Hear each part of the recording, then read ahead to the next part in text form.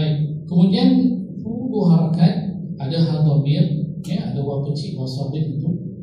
Selepasnya tidak ada huruf hamzah, tapi dibaca dengan dua harakat. Dipakai hukumnya maksilah pastilah ataupun maksilah subh. Kalau ada hamzah otomatik menjadi maksilah tawilah. Baik, yaqulu, yaqul sama juga dengan keban dengan qaf itu. Kemudian yaqulu innaha sama juga dua harakat pada wajibul gunnah. Kemudian baqaratun, jaga-jaga pada huruf ba, selepasnya ba huruf ba. Jangan dibaca baqaratun jadi ba. Kita nak baca ba. Baqaratun Baqaratun maksudnya lembu. Baik.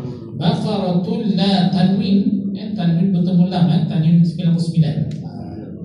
Baik, jadi kita masukkan tanwin ke dalam lam, masuk secara kamil, sempurna. Jangan kita masuk sempurna, serta tak boleh kita dengarkan. Idgham bila gunnah. Jadi idgham bila gunnah kamil. Masukkan tanwin ke dalam lam tanpa dengar. Baqaratul tak boleh baqaratul la, jangan tarik. Terus dia baqaratul la tulla. Peninggalan bunyi tanwin itu sudah tidak ada sebab sudah diidgham. Baik, zalulun boleh kata zalul ni kalau tak cukup lafaz dah, mikir tak cukup lafaz ni. Kalau cukup lafaz sampai harf lah. Baik, zalulun tusiru tanwin bertemu dengan ta. Berhukum ikhfa. Ikhfa maksud ikhfa menyembunyikan sebutan tanwin atau tanwin. Tanwin nun salah. Kemudian didengungkan dua harakat. Baik, tusiru ujung lidah. Ta muncul dulu. Tu kemudian ujung lidah keluar. Tusi.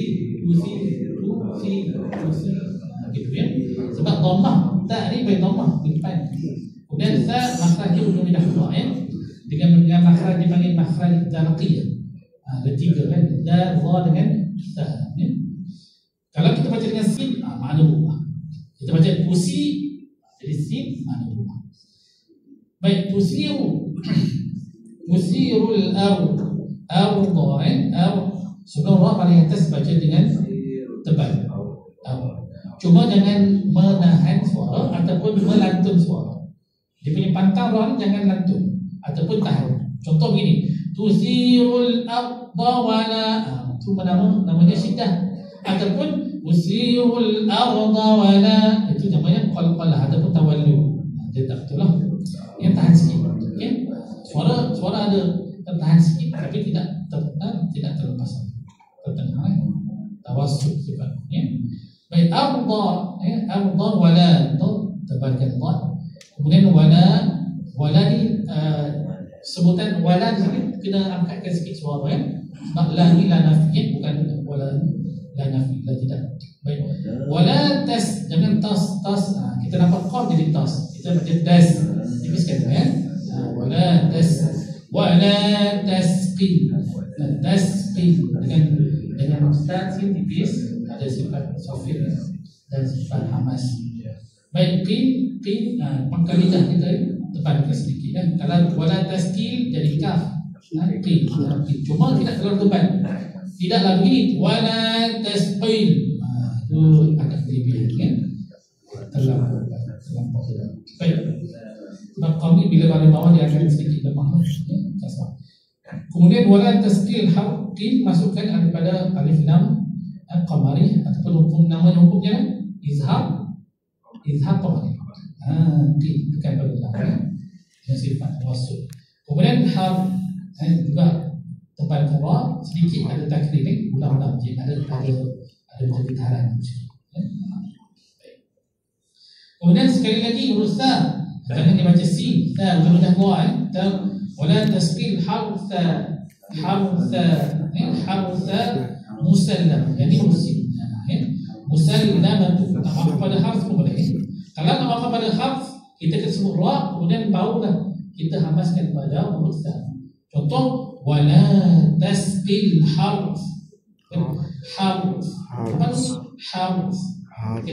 sebut ra dulu jelas, barulah huruf sa tu ada 1/3 suara.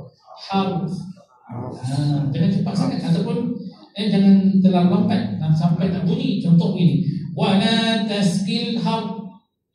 Jadi tak tepat lah sebab satu ada. Kalau dibaca wala taskil harf itu agak tepat lah sebab rohnya ada sifat tawassul. Jadi kita tu disebut roh harf. Sebenarnya roh ya betul. Macam disebut lam sama ya. Baik, kemudian musallamatun ya, mu'min baik depannya dhammah muncul kami kita kemudian tariklah sin buat tarik adalah musallamah. Baik, musallamatun tanwin bertemu lam idgham bila gunnah, kemudian syiata fiha semuanya asli fiha, kemudian qalul matakan pada izhar qabari ana teruskan, kemudian jita jangan jangan kemudian jangan alifkan ya jita bil haq, kemudian qalqalah tadi ya haq. Di sini ada qalqalah, cuma di sini ada qalqalah ni ada sedikit isu lah ya, dilambatkan, dijelaskan sedikit qaf ya, lambatkan sedikit dan dijelaskan lebih ya. Ada setengah ulama dia letak haq ni qalqalah akbar, tapi ada setengah ulama tak setuju dengan qalqalah kabar, dia letak disebut qalqalah hanya dua saja, iaitu qalqalah surah dengan qalqalah kubra saja. Qalqalah yang besar dulu dipanggil asyadul akbar begitu ya. Jadi ada isu sikit lah, ada khilaf sikit, tapi tak apalah. Jadi kita jelaskan ya, jangan kita baca macam qalqalah kubra itu saja. Jangan kita baca bil haqq, bukan bil haqq bil haqq. Dia asalnya qaf itu 2 kali. Macam haqqa, perhatikan haq. Okay?